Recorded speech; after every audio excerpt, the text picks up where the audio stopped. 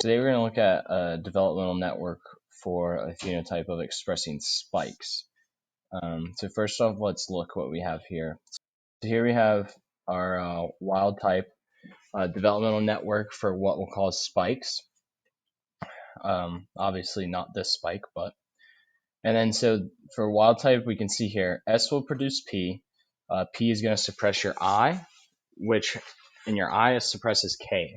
But since your I is suppressed by P, there will mean no suppression of K, meaning that K can produce E, and your E is ultimately what's going to produce your spikes. So in your wild type, you are positive for having spikes.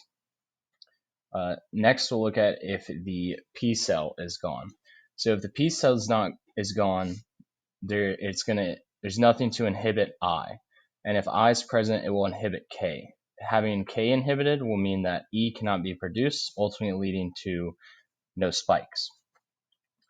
And if you don't have your I cell, there's nothing, it's not suppressing K in any way because it's not there. So that means that K can produce E and you can have your spikes.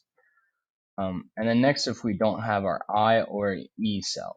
So if you first look at it without I, it's not going to suppress K, so it would be able to produce E and have spikes. But since you don't have E, there's no cell there to produce the spikes. So phenotypically, you will have no spikes. And then if we remove the S and K cells, without S, there's no production of your P cell, which will not inhibit I. With no inhibition of I, that means that it will suppress the K cell. And with no K cell, there's no E cell to be able to produce the spikes.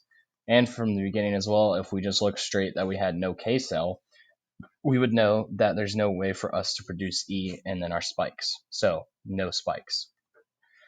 So it's possible that there are cells that have the same exact genome sequence, but they still don't express the spikes. So a possibility for why this may happen could be a process of DNA methylation. So this could ultimately could possibly silence the K or E cells, two very important cells in the production of the spikes in this animal. So how this works is that there are DNA sequences that can be highly methylated. And with these highly methylated areas, they ultimately cause a decrease in transcription that occurs, leading to the silence of that gene sequence. Thank you.